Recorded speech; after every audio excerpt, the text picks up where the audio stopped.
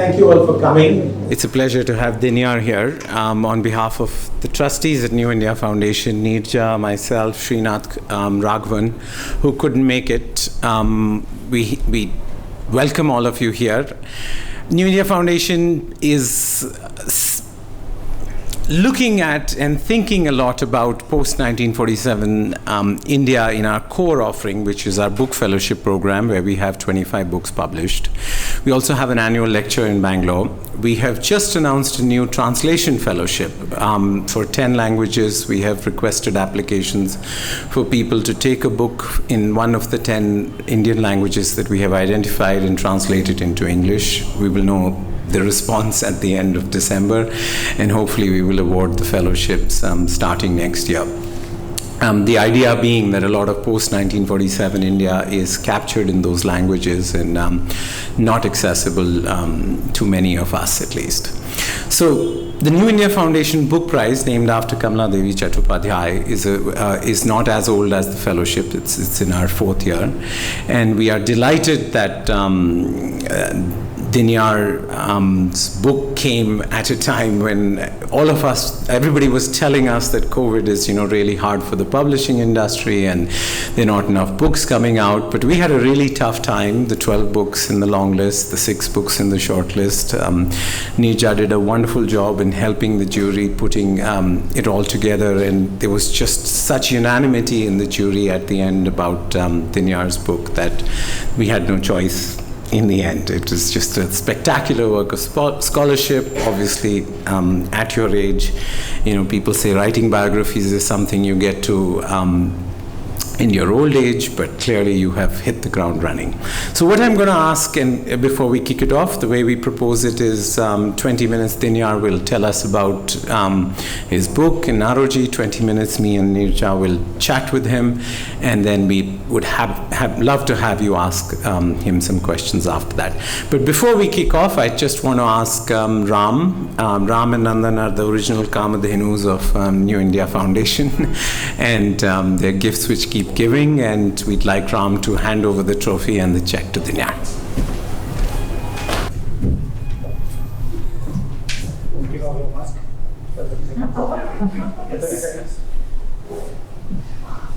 I can't put it right down. Wonderful.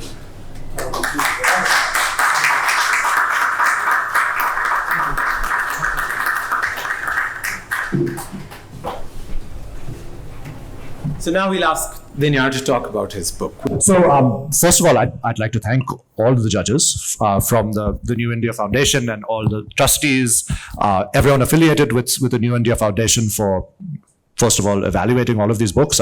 As I'd mentioned to you in a message I'd sent out to all of you, I don't know how you're able to go through 150 books every year.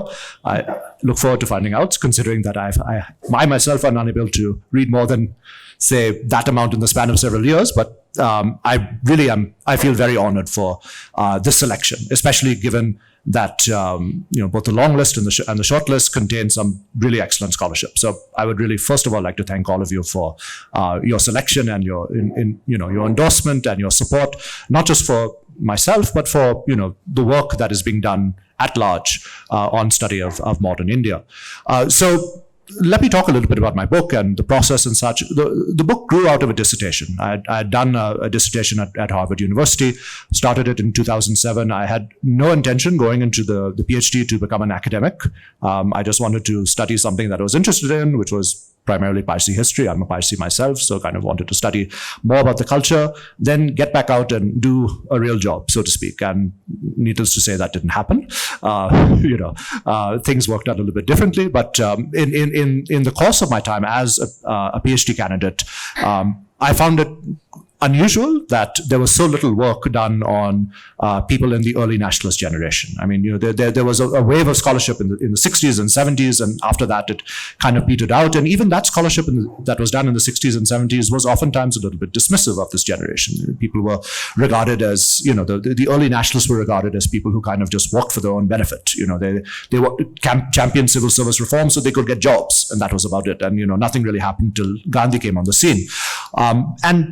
I thought that was a little bit unfair of a judgment to be made. And it was around the time I first met Ram, I think in Harvard, and he had encouraged me to think about working on a project on someone like Naoroji. And I came to the National Archives in India, I think in 2011, so about 10 years ago. And up until that point, I had no clue what exactly was there in terms of Naoroji's collections. People had told me that all the papers had gone. Some people said it's all there.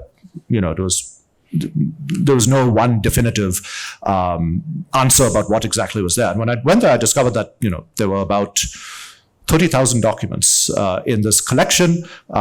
Many papers were not properly indexed. And so I started to go, methodically through them.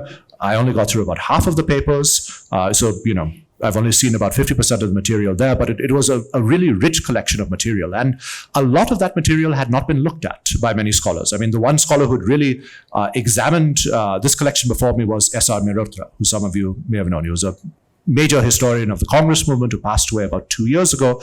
And so people like him and Ram and others were really encouraging for me to, kind of re-examine this life and see what contributions this individual made. And the results of that research yielded, a story of someone, Naoroji, who, lived in multiple worlds simultaneously. I mean, Naoroji was born in Bombay, in colonial Bombay. His parents left Gujarat probably because of famine conditions. So, they weren't very rich. But he was someone who grew up in colonial Bombay with access to public education, with access to English language education. And, he rose within the span of 2 decades to be, at the pinnacle of Bombay society. He was someone who was conversing with British judges, the governors, the elite Kshatriya class, who are the Parsi, Hindu, Muslim commercial elites of the city.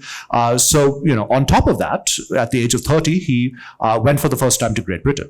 He did that in the year 1855. And at that time, anyone going abroad, it was a big deal. So as I mentioned in my book, the first time he went abroad, he actually created a traffic jam. People wanting to see him off, at the dock in order to go to Great Britain. And the world that Naoroji lived in expanded tremendously once he had gone to Great Britain, because he was immersed in, the commercial culture of Great Britain. He worked as a cotton merchant, and increasingly in the political culture as well of the late Victorian era. So he got to know, people like, Henry Maine or people working at University College London, where he was a professor. And eventually he began inhabiting different universes there in the political world as well, like the socialist universe. And people like Henry Hinman and the Webbs, for example. So by the time Naoroji was at his political prime, the 1880s, 1890s or so, he was an Indian nationalist. He was a British liberal. He was also, to a certain degree, a European socialist. He was an economic scholar, someone who, of course, had propounded the drain theory and talked about why India was so poor. He was someone who some people regarded as being almost seditious. He was never obviously tried with sedition, but many people thought that he was, coming dangerously close. By the end of his political careers, many Indian nationalists thought that he was not radical enough. I mean, he was kind of, since he was in Great Britain for so long, he kind of missed that tide that propelled people like Bipin Chandra Pal and Tilak and others into the fore. So he represented many things to many different people. And, he was a journalist. He also dabbled in, all sorts of activities. I mean, the mere fact that Naoroji kept all of his correspondence made it easy for me to reconstruct all aspects of his life. So, he was very interested in cricket at a very late age. In the 70s, people are talking to him about cricket, and God knows if he was still active playing. He was someone who enjoyed singing. So there was a Gujarati singing song, a Gujarati music organization called the Gyan Utejak Mandali, which was around, and he was a very active member. He was involved in a lot of commercial activities with people who were trading, between India and London. But he was also someone who mentored a great deal of students who came from India to Great Britain in order to study, learn things like glass making, or go there to launch inventive careers as well. So he really wore many hats. And one thing I tried to do in the book is kind of bring this multidimensional aspect, to the man. I mean, biographies are stories of lives, but ultimately they also need to reflect the multiple lives that these people inhabited, and also the lives of those people who they were in touch with. And I think one of the really rewarding things of this project was learning about all the other people that were involved in Naoroji's life, ranging from, people who we do not know about today. I mean, people, who came from India to study in Great Great Britain, one or two who got in trouble with the law, one person who got, arrested for public drunkenness, and Naoroji was this person's contact to get bailed out of jail. So, that gives you a flavor of the community activities he did, all the way up to people like, Gladstone, or Henry Campbell Bannerman, the prime ministers of Great Britain, which, he knew to a certain degree, didn't know them very well, but, he communicated with them. He communicated with leading socialists like Henry Hinman, the Webbs again, Sidney and Beatrice Webb. Examining a person like Naoroji gives us an opportunity not just to look at an Indian nationalist, but someone who participated in British politics and also international anti-colonialism. Because by the end of his life, his ideas were circulating well beyond the British Empire. They were circulating in the United States, where progressive politicians had adopted his ideas of the drain theory in order to argue that Americans should not, expand and keep control of territory in places like the Philippines or Cuba or Puerto Rico, which had recently been annexed in the Spanish-American War. The ideas that he propounded were circulating to West Indian nationalists and African leaders in the United States, perhaps a few also coming from Africa, who were living in London at the time. So it really was a very global life in many ways that he led. So with that, I'd like to keep my remarks at least relatively short. I'd be much more interested to talk to you about questions. First, I guess we'll have a bit of a conversation, and then I'm happy to talk to all of you about the particular questions that you may have. Sorry. Is that better? Yes. Good. Thanks. That was fantastic. We're in Bangalore, and obviously he weaponized British's data set, right? There was an annual report called the Morality and Material Progress Report. And he used that data to prove that, and he said these results are not only worthless, but mischievous. So can you just explain the drain theory a little bit? And was it economics? Was it statistics? Or was it politicals? Or was it just an agenda? It was all of that, quite frankly. I mean, at the ultimate, the ultimate result, the ultimate motivation for Naoroji in pursuing this idea of there being a drain of wealth was to argue for self-government. I mean, that, by the 1880s, it was very clear that he was using economic scholarship to buttress a political argument. But he originally started out with his interest in the drain because of the experience of famines that India experienced in the 19th century. And, the famines that India experienced from roughly the 1850s all the way up until the 1910s were terrible. And, they occurred right here, of course. Mysore state was one of the better off states in terms of princely states to be affected by famine, but still there were people who were affected here. In the 1870s, there was a big famine in the Madras presidency, which affected this area as well. So they were grounded in scholarship. In our current era, of course, where truth is, of course, something that can be easily dispensed with. It's difficult to really understand what Naoroji was able to do. But he took what was meant to be authoritative. This document, this canon of British statistics and writings and arguments on how it was a force for improving lives in India, and basically looked at the fine print and said, no, it's absolutely wrong. Right. So, he'd look at, say, how the British calculated average crop yields, and he'd show that, there were several statistical flaws in that. So he went to a great deal of detail. At the same time, he would correspond with people he knew on the ground, farmers, friends that he knew who were operating mills, who would be able to contradict the numbers and the data that the British were giving. So that was, the statistical aspect of his work. But all of this, ultimately, by the 1870s and 1880s, when he's emerging as a major political figure, were directed with a specific political goal. And that political goal was originally some measure of political reform for India and eventually Swaraj. Right. So Dinyar, wonderful book. I was very struck by your account of Naoroji's commitment to girls' education. The fact that, he was not yet 25 or just about 25 when he had partnered with a bunch of people to set up as many as 6 girls' schools in Bombay. Correct. And he was teaching at Elphinstone College and teaching voluntarily in these schools as well. And then he goes on, as you recount later in the book, to not just be in touch with British suffragists and so on, but also to be vice president of 2 major associations, the International Women's Union as well as this Progressive Society of Women or some such. Right. Yeah. Right. And so, I wondered whether he had any reflections, which I don't find in the book, but if you come across them, any reflections on the question of female franchise in the Indian context. Of course, we know that, the year he died is the year that the All India Women's Conference was set up, 1917. That's the year that Sarojini Naidu leads a delegation asking for the franchise for women and so on. But what were his views, if any, on the issue of women's political rights? And also, added to that, I was curious to know whether in his personal relationships with women, for instance, in the family, was he a conventional patriarch, or was he a progressive parent of two daughters? What was he like in that department as well? So to your first question, I wish I knew more about what his attitudes were towards suffrage here in India.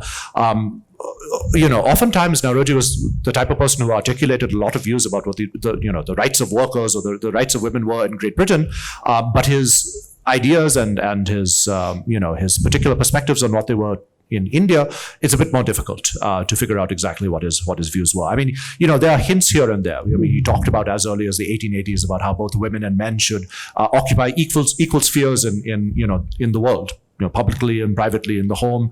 But there's no one explicit passage I can point you to that says that he supported female suffrage. Clearly, his granddaughters did. They were involved in that generation who were campaigning for female suffrage here in India. And Naoroji knew Sarojini Naidu when she was a student, and early in her political career, I'm sure that they must have discussed issues like this in person. But unfortunately, those conversations are lost to us. In terms of what he was like as a parent and a grandparent, there was a bit of this mix of the traditional Indian patriarch and someone who was unnaturally progressive for someone in his era. So, on the side of the patriarch, if you look at Naoroji's relations with his wife, again, it's a blank slate. Vineet Thakur has written a book recently about Sastri, Srinivasa Sastri, and he says in the book, there's hardly anything that, one can tell about Sastri's wife from his archival material. And this is exactly the same with Naoroji. I mean, his wife's name comes up once or twice in correspondence. His wife was probably illiterate. Supposedly, he had tried to teach her. She wasn't interested, but God knows. I mean, this is hearsay. So there's no real record that emerges of her, which is shocking for someone who was so progressive, at least on the record, about the rights of women and the need for women's education. We know that for his daughters, and as you said, he had two daughters, and for his granddaughters especially, he was very, very supportive of their ability to get, education at the highest levels. One of his daughters went and, attempted to do medical work in Great Britain. Then in his grandchildren's generation, one daughter went to the Sorbonne, one went to Oxford, one trained as a doctor. So these are the female grandchildren, and they all went on to do pretty incredible things with their lives. I mean, some of you may have heard of the Captain sisters, Khurshid-Ben, Nargish, and Perin, and these were three individuals who were involved in a great degree of Gandhian activities from the 30s through the 40s. And, they took up a lot of this progressive spirit that Naoroji had inculcated in them as children and, brought it all the way up into the 50s and 60s. So can you cover his elections a little bit? He stood 3 times, right? Yes. And it seemed like he said what he needed to do to get elected, right? Or he seemed like what a politician should do. You say what you need to get elected even though you don't believe it. Or was that true? And maybe not. And just that there was this Machaji Bhaurangir. Manchiji Bhavnagri. Yeah. So he was a MP just a little after him for 10 years. Nobody really cares for him. Nobody really remembers him. So was he this lackey or loser, or why isn't he important? So there is a scholar actually who is working on a biography on Bhavnagri. That's one person I should mention to you also, who might be publishing something sometime soon. And his argument is that Bhavnagri is actually someone who is not as easily caricatured as being, a puppet of the British. He definitely did do a lot, for example, to support Gandhi's activities in South Africa. And he also did a lot to work on issues of industrial promotion in India. But at the same time, yes, he was quite pro-British. And, someone had recently pointed out to me also, he had, supported individuals who had, proposed anti-Semitic legislation in the United Kingdom also. So there was a definite dark side to him as well, from our perspective, right? But Bhavnagri, again, is a good example of how someone, we pigeonhole him in a certain category, right? But the actual individual is much more complex. So Bhavnagri was a conservative member of parliament from 1895 to 1906, and was regarded in many ways as the anti-Naoroji, an Indian who was a conservative and who was against the Congress. But he also, a few years before he was elected to parliament, he was by all means supposedly a bit more liberal. I mean, he actually campaigned for Naoroji's election to parliament. His colors changed. A lot of the friends that Naoroji and Bhavnagri had in common were conservatives. So, I mean, he kind of straddled various aspects of the political divide. I mean, in this era, in the Victorian era, the political landscape was very different from, say what the UK political landscape is right now. And you could go across back and forth quite easily. And someone like Bhavnagri did. Naoroji did to a certain degree, in the sense that he had several friends who were conservatives who actually helped him and actually tried to encourage him to think about running for parliament as a conservative. Naoroji ultimately turned that down, and again, he went quite to the other extreme by becoming pretty much a socialist by the end of his life. But you could cross the aisle with greater ease than you can now. So how did he win the election? So, what you said about, did he need to say certain things to get elected? Absolutely. So, I mean, if you read the public pronouncements that Naoroji said on the campaign trail, so Naoroji first stood for election from Holborn, which is the area around the British Museum, and eventually Central Finsbury, which is, if you go a bit north from the British Museum, kind of to the east of St. Pancras Station, that particular area over there, that's the region he campaigned for. And in both areas, he was quite, you could say, patriotic of the British Empire. He said, the British Empire is a force for freedom. British people have a sense of justice, etc., etc. And to a large degree, he did believe these ideas for the good duration of his life. I mean, by the end of his life, he was coming to doubt this idea of British justice. Many people like Tilak were saying, what are you talking about? How can you say this? Quite legitimately, I think, in my opinion. But, there was a degree of him saying things, for the sake of getting elected. I mean, just as, in India or the United States, you must play up a certain patriotic angle. Naoroji definitely did this. He described himself as a British citizen, with an asterisk, of course, a British Indian citizen. But he also did some very subversive things. Perhaps the most subversive things he did while a candidate was talk about the plight of Irish people. I mean, Ireland was, of course, a semi-colony at that stage. I mean, it was a country where, the majority of people were quite disenfranchised, Catholics, where there was a great deal of discrimination, racial and cultural and based on religion. And Naoroji was quite brutal in his assessment of how British people treated Irishmen and Irish women. I mean, to the point where he'd say, you British, you British people, you pillory the Irish for being, barbarians, but at the same time you treat them as barbarians. How dare you treat your fellow citizens in this way? And this was a good plank for Naoroji to build up kind of cross-imperial, if you will, solidarities between Ireland and India. So a lot of the ways he was, he campaigned in Central Finsbury for one important reason. There was a large population of Irishmen living there. And of course, Irish women could not vote, but Irish men, many of them could. And so, he, would go to the Irishmen in his constituency and say, look, we Indians, we have a lot in common with you in the sense that we demand much more justice from the British, administration. We also have faced impoverishment, famine. So, the amount of rapport that existed between Irishmen and Indians at the time was quite off the charts. I mean, there were some letters which, I didn't eventually incorporate into the book, but which I might incorporate into like future volumes of Naoroji's writings. Where Irishmen are basically saying, you and us, meaning Indians and Irishmen, we have a lot in common, and we need to work together in order to, get our mutual rights. And this is precisely what future generations did. I mean, people like Nehru were friendly with, people like Valera, and before them, others, Krishna Menon, I think also had a degree of, close relationship with several Irish individuals. So, this is one aspect of India's national struggle, which tends to get left out in a lot of the textbooks, how Indians built up these alliances with other colonized people. Right. So I was curious about the other side, as it were. How did the colonial state perceive Naoroji, did their perception of him, did the state's perception of him change, or shift over time, depending on the increase in his nuisance value, if you like? Absolutely, yeah. So at the outset, say in the 1860s and 1870s, there were many people who, were quite sympathetic in the British establishment to what he was saying. And, some scholars have pointed out that, in the 1860s, there was this moment.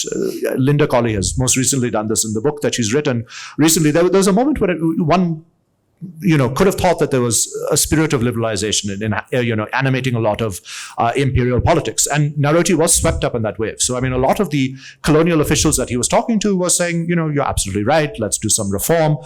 By the 1870s and 1870s, the door slams shut on this, and you get a bit more of a conservative reaction, which definitely heightens by the 1890s. So in the 1895 election in Great Britain, a conservative government comes into power, and there you see a dramatic change. The officials who are in power, under Lord Salisbury, who's the Prime Minister in Great Britain, are livid with Naoroji. And, you see it in the letters and in the correspondence. Correspondence that say Salisbury has with someone like Lord Curzon or, the Secretary of State for India, they are absolutely livid about his campaigns, and they call Naoroji an agitator and someone who is borderline seditious.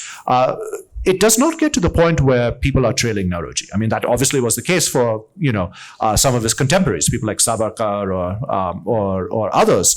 But I do know that several of the meetings that Naoroji attended were places where there would be technically a spy in the audience operating, for the Colonial Office or the India Office.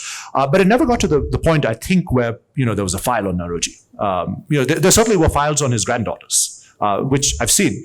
But for Naoroji, I think, he was too ingrained in the political establishment for that to really happen. And of course, if you were an outspoken Indian, it was to your benefit to go to London. There's an academic who's written an essay on this, calling London the soft underbelly, to use Churchill's phrase, of the empire, in the sense that, if you wanted to say something terrible about British imperialists, you went to London, and you could say that with perfect freedom. Something that would get you arrested in India.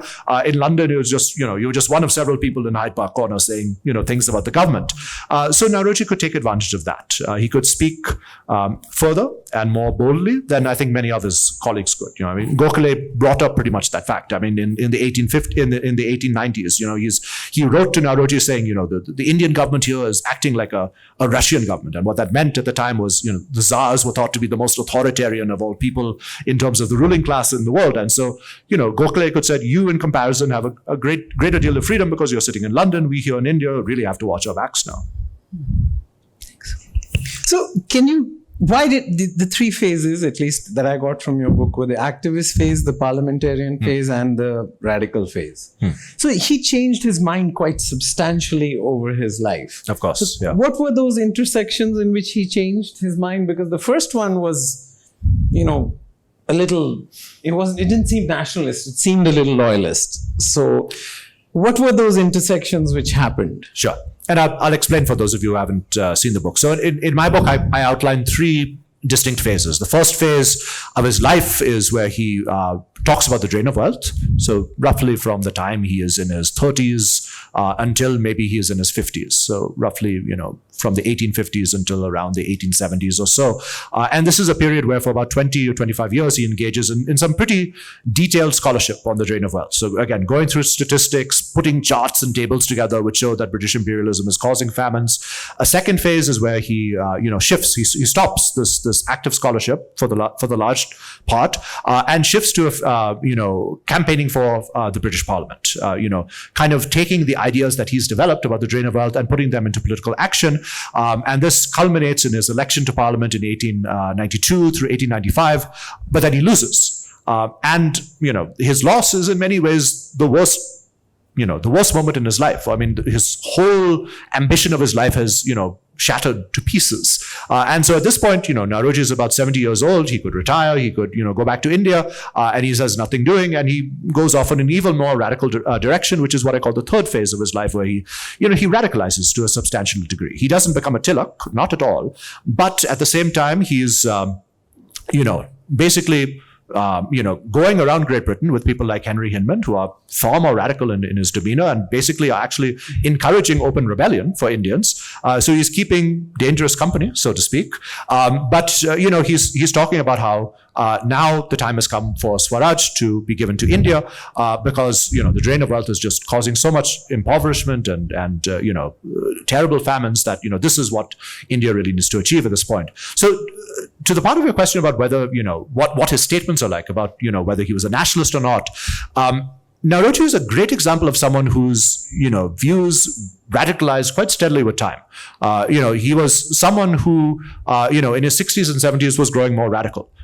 Most of us, when you reach that age, you tend to get set in your views. Naoroji was going further to the left as he aged, until about when he was around 81 years of age, which is when his political career ended.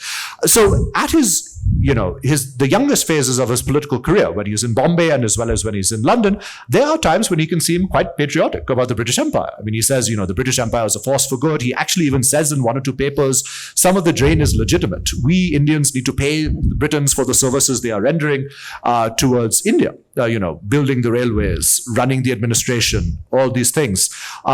By the end of his life, he's thrown out all these ideas. I mean, he's called British rule evil. He's talked about the bleeding of India. So there are certain references here and there to certain positive sentiments towards Britons or British rule in general, but by and large, it's been thrown out. Which is in many ways, I mean, this follows the tenor of Indian nationalism. I mean, if you read the proceedings of the first Indian National Congress, you'll, kind of wake up and say, what is going on here? Are they fighting for independence? Or, I mean, what are they doing? I mean, they're not fighting for independence at this stage, right? They're not. I mean, they're fighting for political rights. In private, yes, they could say, well, our ultimate aim is to get something like self-government, but on paper, absolutely no, you would not say that, because if you did say that in person, you would be shut down. And the Congress was nearly shut down on several instances, through, the time of Lord Curzon's administration. So you had to be careful in your public pronouncements. And the best way to be careful was to say at the very beginning, if we were sitting in a Congress meeting in 1885, we'd begin by saying, the British Empire is great. We'd, God praise the Queen, all that stuff. And then we'd get into, why British rule was bad. Yeah, so I actually want to follow on in a sense, like you just said, it's the tensions within Indian nationalism in India, moving from reform versus what later became Purna Swaraj, that are really manifested in a sense, Naoroji's own person or personality encapsulates those dilemmas that's there within him, in a certain sense, those conflicting trends, Absolutely. if you like, which are seen in India.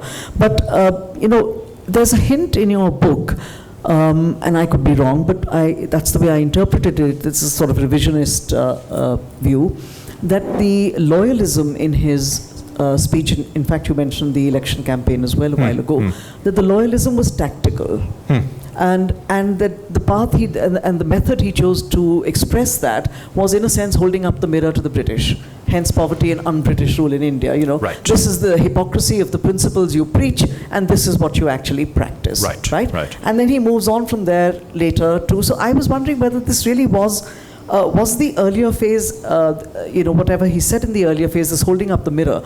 Did he at some point realize that this wasn't working, that persuasion wasn't the way to achieve any of these goals, or really was it, so was it really tactical, or was it that he genuinely realized, partly because of what was going on in the Indian national movement in that phase here, but partly also because of, like your book shows admirably, the expanding global horizons. He's dealing with race in the United States for the first time. He's engaging with Indians in South Africa. He's doing so there's a global context as well. Plus, of course, Heinemann, Marx, and all the others. But there is this larger context within which presumably he realizes that there are limitations to persuasion. So I just wanted to hear your thoughts on this. I think towards the end of his life, again, those last 10 years, the so-called third phase of his life, that's where he's really kind of facing kind of this existential crisis. The tactics that I have used throughout my life, exposing, the British to what they're actually doing, holding up the mirror, do not seem to be working. And the last political speech that he gives at the Calcutta Congress, he says, I've faced so many disappointments in my life that I've been tempted to rebel. So he hinted at least. I mean, internally there must have been a terrible struggle between his ideals and his ultimate faith in being able to achieve what he wanted to do using constitutional tactics, and a realization by the early 20th century that was not going anywhere. He did not break through ultimately, and this was something which, again, the generation of Pal and Tilak and all criticized Naoroji for, and I think to a degree legitimately criticized him. I mean, Tilak pointed out, look, if you were in India under Curzon's rule, you would come to the same conclusion that I have, that you must do something else other than constitutional tactics. And Tilak wrote a long letter to Naoroji saying, I'm not talking about violence, but I'm talking about things like boycott, national education, organization of the masses. And unfortunately, we don't have, or at least I haven't found Naoroji's reply to that, but one can get a sense from his last speech. I mean, if you look at that Congress speech that he gives in 1906, there's a very definite tension between two ideals. I mean, an acceptance that many of the radicals were right, that something more needed to be done. Swadeshi was correct. What was happening in Bengal after the partition was, a good thing. It was something to be celebrated. Naoroji says, I don't think he said it in that particular speech. He said it 1 or 2 years beforehand, no, maybe 1 year beforehand, in 1905, he said he was very happy to see that the birth of Indian patriotism had finally taken place with the partition because of all the political protests that have happened. Yet, in that speech, there were still references to British justice, working on behalf of, constitutional tactics, a certain faith in the British elector, the need to elect MPs to the British Parliament. So here's a man who's clearly conflicted.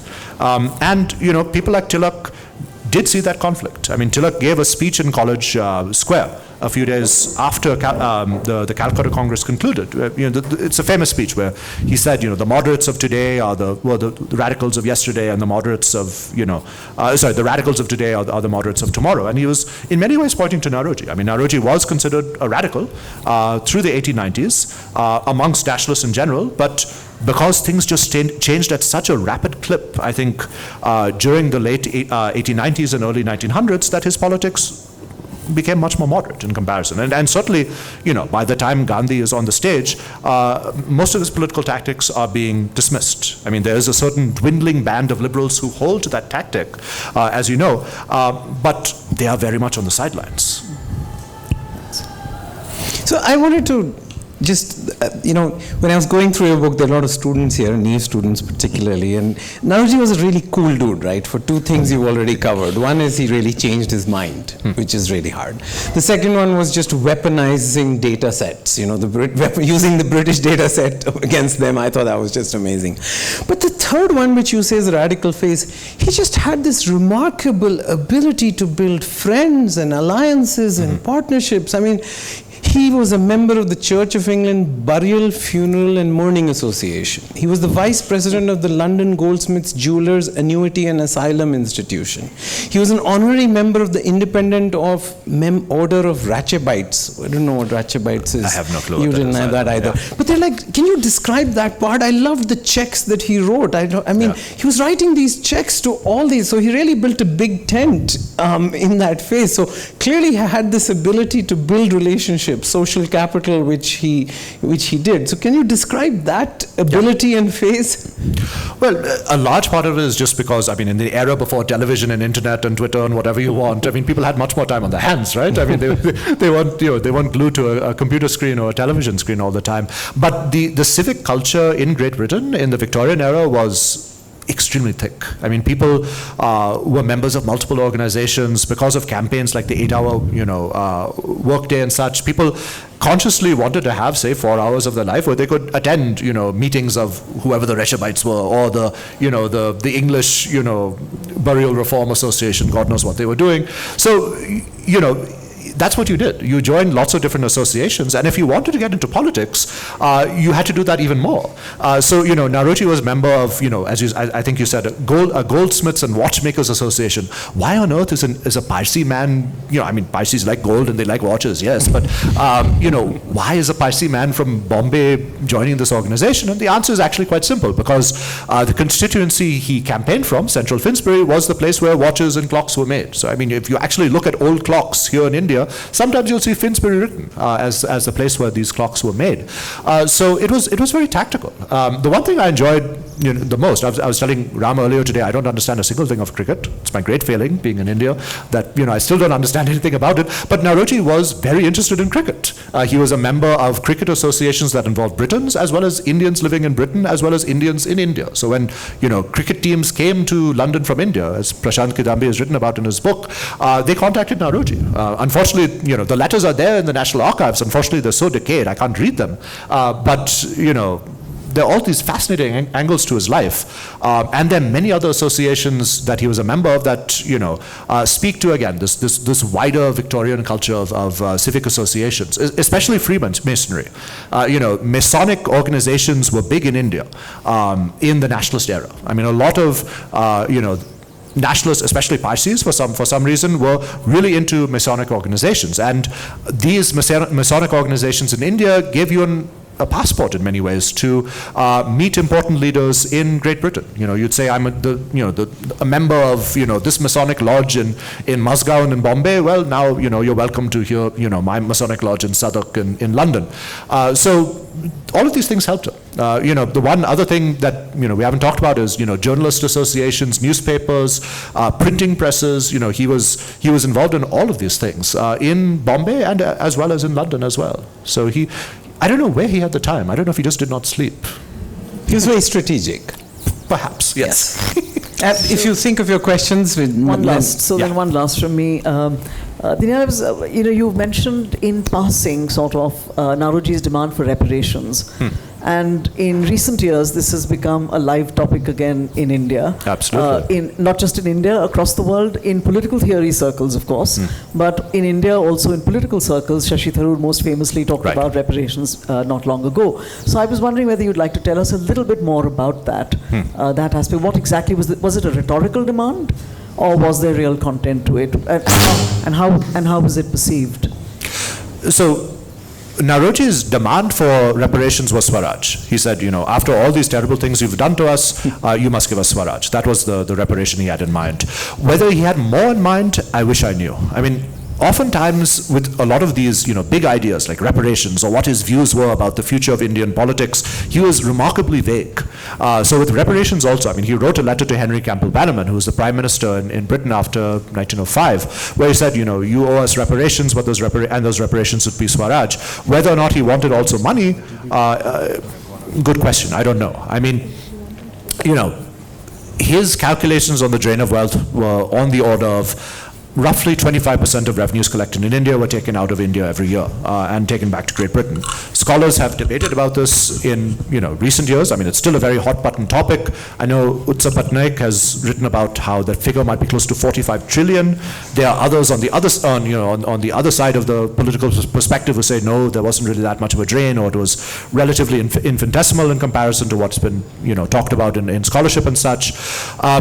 I don't know whether or not he wanted monetary things to be given back. I wish I knew. And I'm sure if we had tape recorders or audio recorders, our record would be much more. Again, one of the frustrating things about being a historian is that what is on paper is only a fraction of what was discussed in reality. Naoroji probably had far more radical and far-reaching conversations than he ever put down to paper.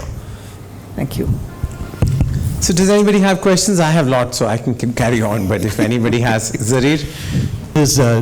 During the course of your research, did you get a sense of what the nobility in the Parsi community at the time, his contemporaries, people like Jamsetji Chichipoy, J.N. Tata, who were primarily industrialists and philanthropists, how did they view Naoroji? Did they see him as one of them, or did they see him as some kind of a radical who really didn't fit in with what the Parsi community was all about at the time?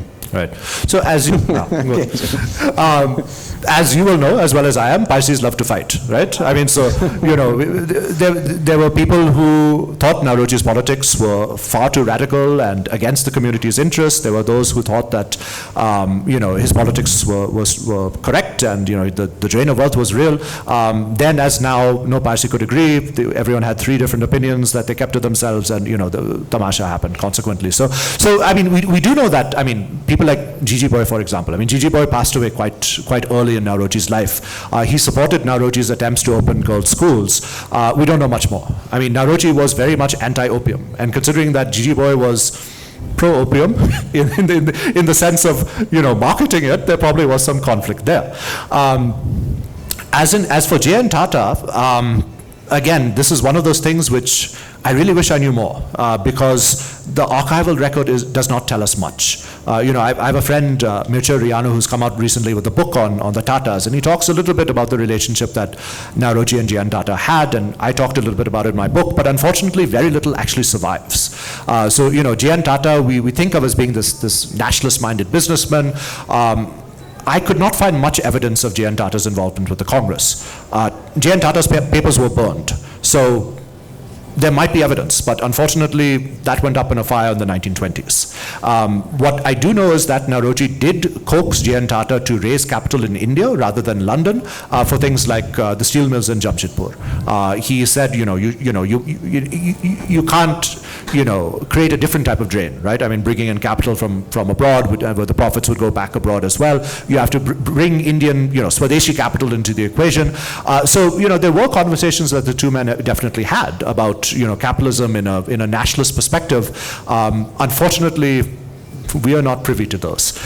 Many other industrialists, like the Pitits, for example, were far more cautious. I mean, the Pitits were a good example of how many Parsi industrialists were, pro-nationalist up to a point. They were nationalist, in terms of wanting to help establish the Congress and campaign for political rights. But when people got a little too radical for their taste, they quickly backtracked. So, Pitit, like Manchuji Bhavanagri, who, also had his hand in industry and commerce, started out as being pro-Congress, but by the late 1880s, when they saw that people were talking about things like self-government and, the viceroys were getting angry at the Congress, they quickly backtracked and said, no, we want nothing to do with this, and we're anti-Congress. So it's a mixed picture. Shrikar, read the book yet, and this might get answered in the course of that, but since you mentioned that he was a socialist, I was curious to know what exactly constituted his ideas of socialism. And secondly, what was his relationship with other British socialists of that time, say George Bernard Shaw, for instance? So one other scholar, Shruti Rajagopalacharan, has actually pointed out a letter where Shaw talks about how he was very happy that Naoroji got elected, and Shaw and Naoroji were part of the same Fabian circle, which of course included the Webbs as well. I don't know much else. I mean, again, I know that Shaw and Naoroji shared the same political stage, but unfortunately there's not much. There's not much more than that. In terms of Naoroji's socialist politics, I mean, when I call him a socialist, I'm basically, talking about the fact that, he saw certain systemic flaws in capitalism. He actually talked quite extensively about problems in capitalism. He was still pro-capitalist to a degree. I mean, he was socialist in a different way from, say, socialists today, in the sense that, he supported things like free trade. But he wanted that free trade to be what he called real free trade, where, and Radha will talk about this stuff also, right? Where, there's a passage in a letter that Naoroji wrote to Ramesh Chandra Dutt, where he says, free trade between Great Britain and the United Kingdom is like a very strong man, bossing over a starving, infamished individual. That was free trade. And free trade, in his mind, meant two people on equal standing who trade as equals, and there'd be mutual benefit. That's what he wanted to see. So socialism was part of the answer of being able to get to that point. How so? Well, in Great Britain, it would, the element of, things like, the 8-hour workday and workers' rights and support for unions would ensure that workers' interests, as well as those of, just the capitalist class, were taken into account. things like, the rights of women were part of this kind of broader socialist equation. There were a lot of women involved in socialist organizations or campaigning for socialist rights as well. Eventually, Naoroji was in favor of, things that were a bit more advanced, like, workers' courts, which would be where workers could go and, kind of get arbitration with, industrialists taken care of in special courts. He was in favor of, greater alms and, what we now today call welfare benefits being given to people in Britain. And, I'm sure he also had some stuff to say about factory legislation that was being put about in India also at this time. Unfortunately, a lot of that material is not there anymore. So he was in many ways, a late 19th century, early 20th century socialist. The one, this universe was, again, very different from the socialism that we think of today. I mean, it was far more circumscribed in terms of the advancement of its political ideologies. It was also very anti-Semitic. So, one thing that surprised me, at least, is reading letters from, say, Hinman or others, American socialists, for example, just how virulent the sentiment was against Jews. Naoroji did not seem to take part in that. Good for him. And, he was someone who, again, seemed to be quite anti-racist. I mean, not fully anti-racist, but for his time, extremely anti-racist. So, when there were people criticizing, say, Chinese workers coming into, say, South Africa or even Great Britain, he'd go against that. I mean, he'd say, you can't really do that. He was someone who definitely supported, the rights of African Americans, as well as, Africans living in the West Indies. He said far less about Africans themselves. He did make one or two references to Hottentots, which was, kind of a phrase used to describe a supposedly uncivilized African, which again, all other Indians did, right? Gandhi did, Srinivasa Sastry did, everyone kind of said, we Indians, we're not Hottentots. By their standards, that was not uncommon. By our standards, that's a little bit racist. So, we do have to adopt, we can't adopt, we can't be so woke when we look at figures like him. We have to realize the times that they operated in. So, Narayan, and they used to speak about the yellow peril. So, British socialism of that time was pretty racist and anti-Semitic. That's yeah, there's actually a book called Funny, I Didn't Think You Were Racist, which is on socialists who were bizarrely racist in many ways. Yeah. Two-part question. Yes. Part one is back to the Parsis. What was his relationship with other Parsi politicians like Firoz Mehta, for instance? And also among the Indian pantheon of his time in politics, who was he closest to or most distant from, but in a much more tangible way than just being in Finsbury?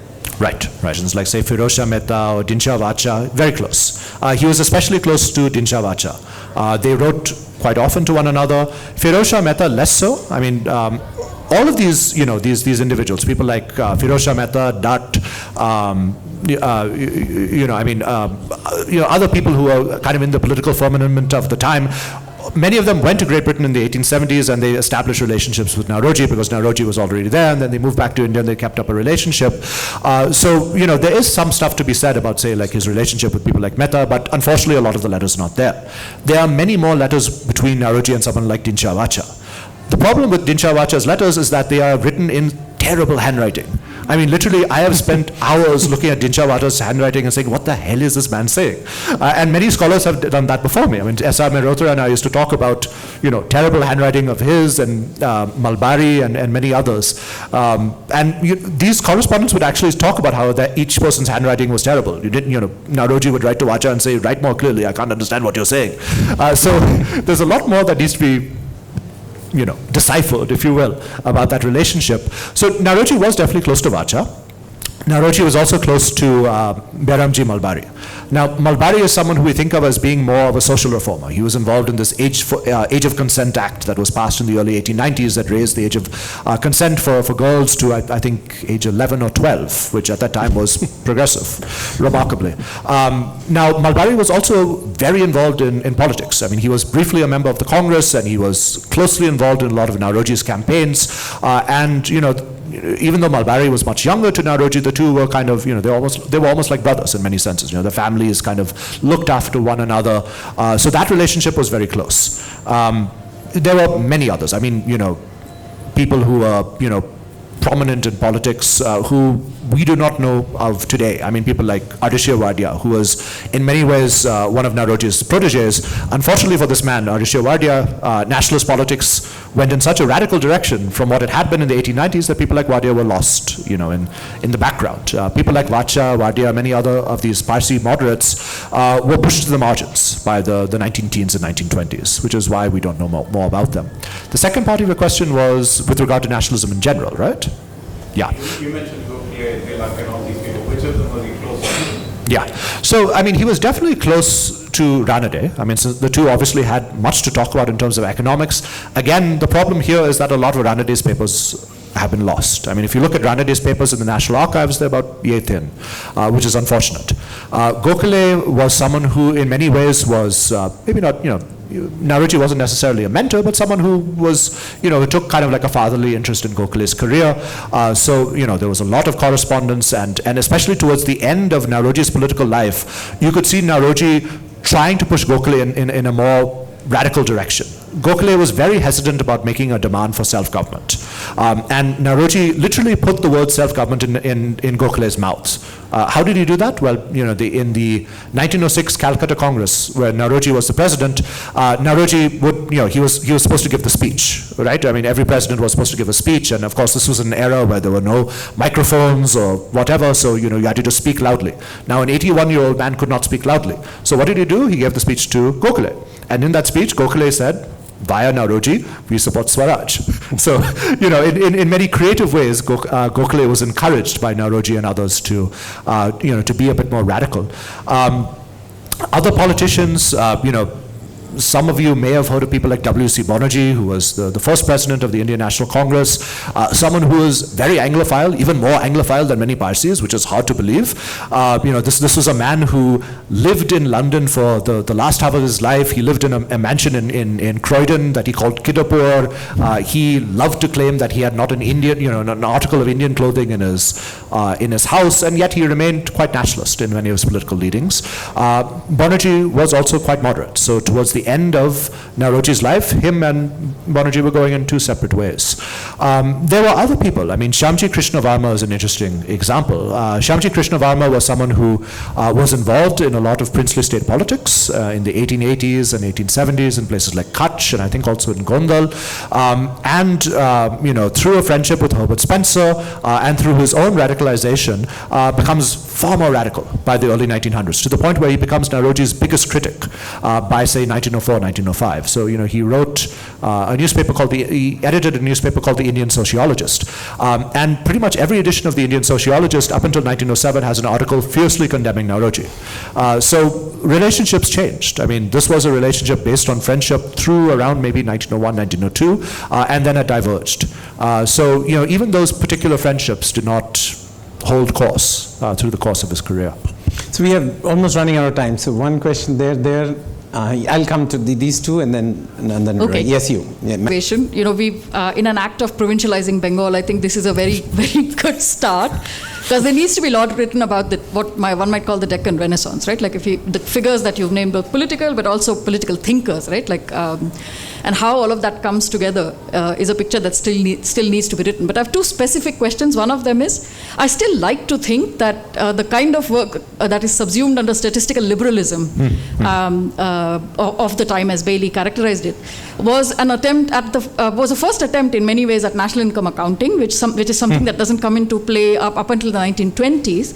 And I was wondering if you found any links to, you know, because a lot of this work also happened in London, and Colin Clark eventually became sort of, you know, the node of it. If there are any traceable connections to Colin Clark and others in Cambridge where this feeds into their thinking of national income accounting. So that's the first. And the second is his Naoroji's relationship to Hindman. Because if I'm not mistaken, and correct me here if I'm wrong, they became friends in about the 1870s. That's right? correct, yeah. And the radical phase for Naoroji comes much later, whereas Hindman, of course, you know, is not only is he sort of dealing with numbers in a very, very intense manner in the 1870s already, the radicalism in Naoroji's life is much later. So what kind of a relationship did they share before, you know, Naoroji went radical? Yeah, so that did not come up in my research.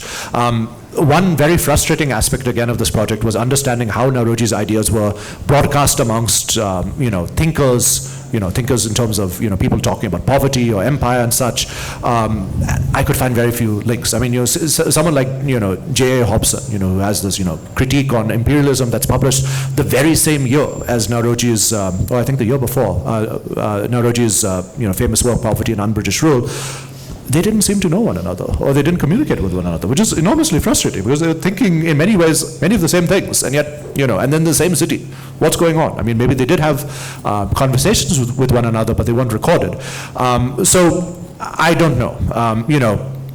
Since Naoroji was part of that universe that led to the creation of things like LSC, I'm sure he had conversations with people who were thinking about sociology and thinking about things like income and, what you talked about. I mean, what Jahnavi was talking about was, in terms of, calculating national income, this is what, Naoroji was recognized as being the first person to really calculate national income for India. I mean, it was a pretty simple process. I mean, he basically took the total revenues that were collected in India, took that as a percentage of the national economy because the taxation was by a certain, of a certain percentage divided by the population, and you get something like, I think it was around £2 per year that an Indian could live on, which sounds terrible today, and it wasn't as bad back then, but it was pretty bad. I mean, in comparison, I think the average income in Great Britain was around £35 or something. So you can say that Great Britain is about 15, 16 times more wealthy than India. And this was a devastating statistic that showed that Indians were not just very poor, but you could not do much with £2, right? I mean, Naoroji actually showed through statistics that it cost more than £2 to keep a prisoner alive in a prison in India, or it cost more than £2 to keep a coolie immigrant. These immigrants who are going from, say, Bihar or northern India to South Africa or Malaya, to keep them alive on a boat when they are stationary. Okay, so what could an Indian do with £2? And that, for Naoroji, that was the explanation why so many people died from famines, because they just didn't have money, right? Now, your second question was with regard to Hinman. Hinman, I'd love to write something more on Hinman. He was, I think, perhaps the most interesting person I encountered in the book, aside from the main character. For those of you who don't know much about Hinman, Henry Hinman was, regarded as the first real British socialist political leader. He founded the first socialist political party.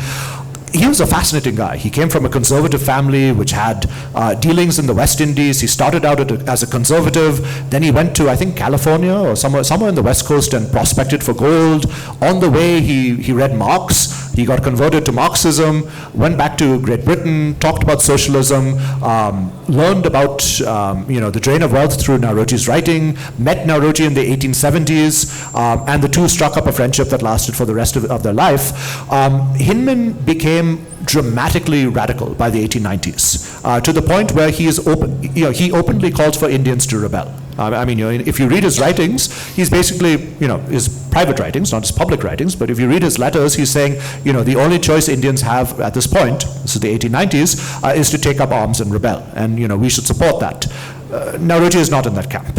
Okay, so this is where the two men start to see things a little bit differently. And Hinman was one of those people, like Shyamji Krishnavarma, who becomes very critical of Naoroji in the last phase of his political life, and says, you need to become more radical. You need to take a much more firm line against British rule. And Hinman is a Briton, right? I mean, Hinman himself is saying, my fellow Britons, we come from pirate stock. What can you expect of us? We're not honorable people.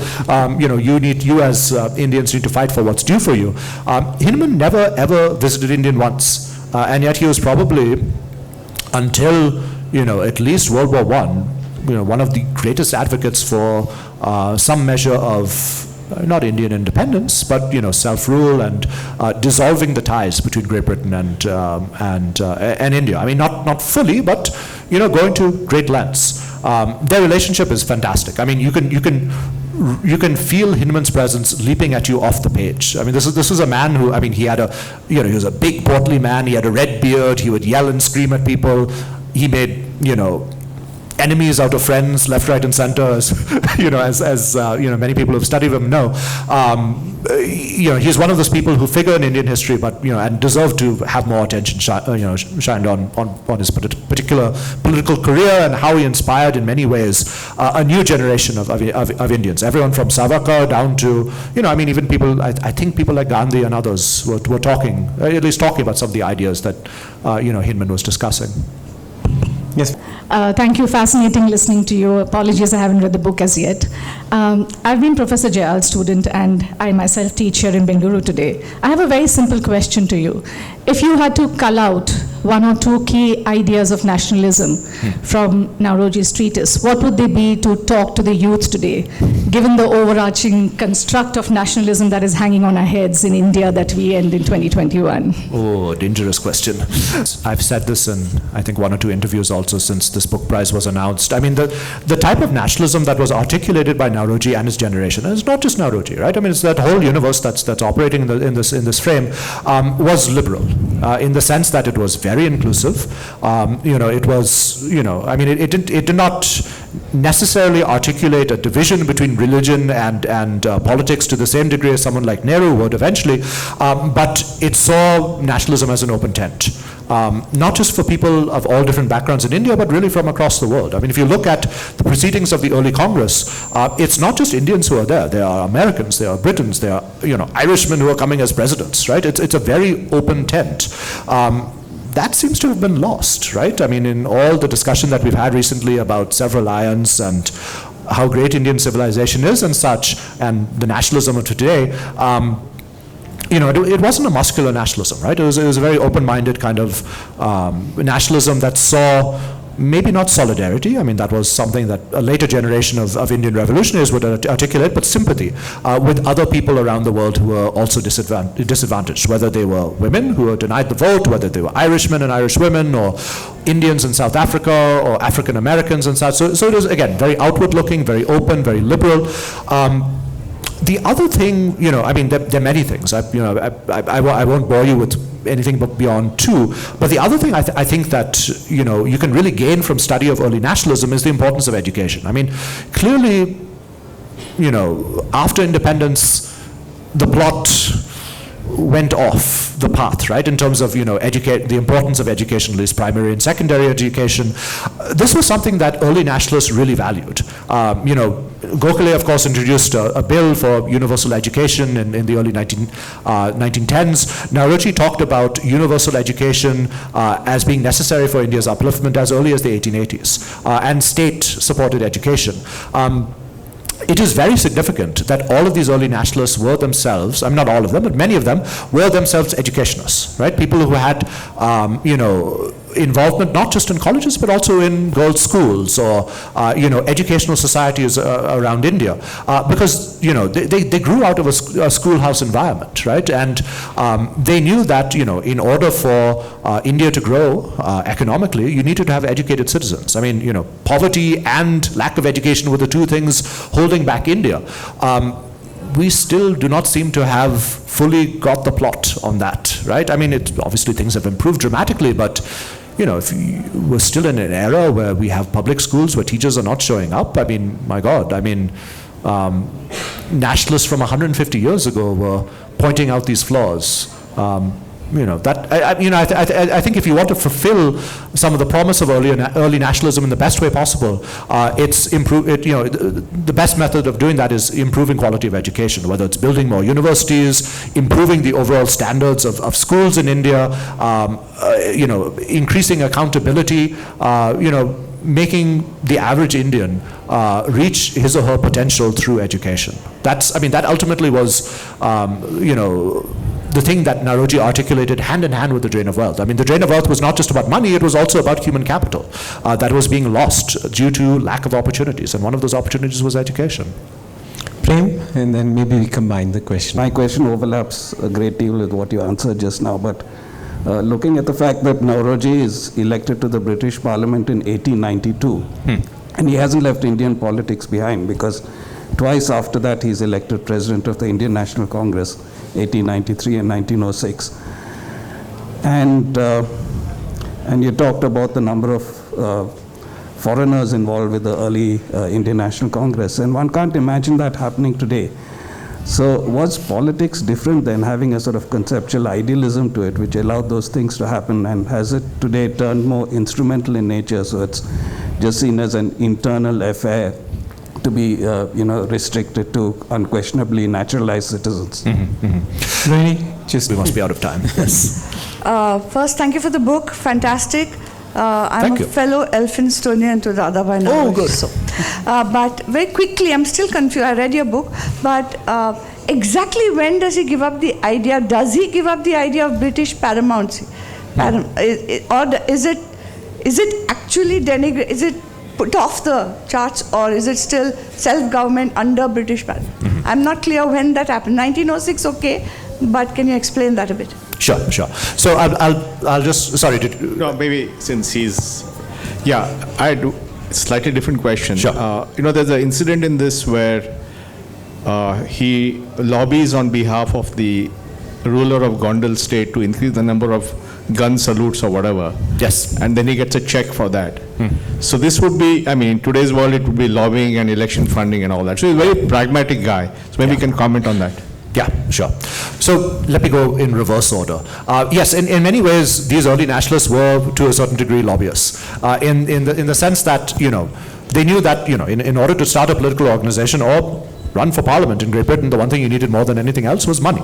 Money was in short supply in India, but who had money? The princes. What did the princes want? The princes wanted certain privileges, like, say, raising the number of gun salutes. Again, this is the British Raj, right? So, instead of Twitter or whatever, you wanted to show your status and stuff through, the number of guns that were fired, when you arrived at state court or something like that. So Naoroji and other nationalists would lobby British authorities to extend certain privileges towards certain nationalist-minded or, at least inwardly nationalist supportive politicians like Saji Rao, princely rulers like Saji Rao or Bhagwat Singhji and all. So there was a degree of mutual reciprocity built in the relationship between princely rulers and these early nationalists. Both got what they wanted from the equation. It's quite clear that a lot of Naoroji's campaign funding for his campaigns in Great Britain came from, states like Gondal or Baroda or places like Bhavnagar. Now, in regards to, remind me, short term. When did he go? Right. Right. So in the early 20th century, Naoroji started to talk about something called self-government under British paramountcy. What that meant was something like what, say an Australia or Canada is today, in the sense that, Australia and Canada are self-governing entities, but unlike Barbados now, they, nominally paid heed to the fact that they were in a British Empire because the head of state was, Victoria, or today, would be Elizabeth. So Naoroji kept this demand, from roughly, say, the year 1901, 1902 till about 1905. And again, a lot of people criticized him for that. People like Hinman, for example, said, why would you want to do this? You just need self-government. His last political speech that he gives in 1906, the Calcutta Congress, he makes a definitive break. So really that break is, it's sometime in 1906. I can't tell you precisely when, but it definitely is by the time of the Congress in late December 1906. And at that point he says, self-government under British paramountcy or self-government like, Great Britain. And Great Britain, of course, is a fully autonomous country, right? So therefore he's suggesting something like Great Britain for India as well. Which is a pretty radical break, considering that, Purn Swaraj does not come until 1929, right, as a demand within the Congress. And here's Naoroji in 1906 saying that publicly, which is, people were saying it in private all the time, but to say that publicly before, a group of Indian leaders is quite another thing. Yeah. And remind me, once more about your question. Oh, sorry. Yes. At that time, being much more international. Right. I hope this is a relatively brief phase that we're in, where, things are a bit more inward looking. Because one can chart this more capacious idea of who an Indian is until relatively recently, right? Some of you know through the 50s and 60s, India would attract scientific and academic talent from around the world. It still does, right? I mean, there still are people who come from, different parts of the world. Someone like J.B.S. Haldane, the famous biologist, became an Indian citizen, right? He regarded himself as an Indian in the 50s and the 60s.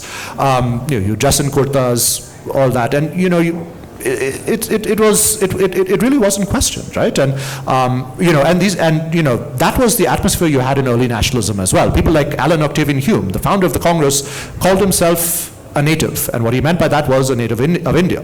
He regarded himself as an Indian, and there were many others who regarded themselves that way. So the idea of who was an Indian was very fluid, and I do think there still is that strain in Indian culture, an openness. I mean, historically that's been apparent, but there's also been the other strain, right, which is much more inward-looking and exclusionary, and we of course know which strain is in dominance right now. One can be cautiously hopeful that hopefully things will reverse in hopefully soon. I mean, we are really out of time. My apologies, we can go on with this. I think, it's just a remarkable book for giving you a sense of how Naoroji was responsible for the team of rivals which eventually got us independence, and the rival ideas which eventually got us independence. Gandhiji called Naoroji the father of the nation. But my favorite line in the book is, Naoroji was too moderate for the radicals and too radical for the moderates. Those are words to live by. Thank you so much for making the trip from Bombay to be with us. Thank you. Thank you for writing the book, and thank you all for listening patiently.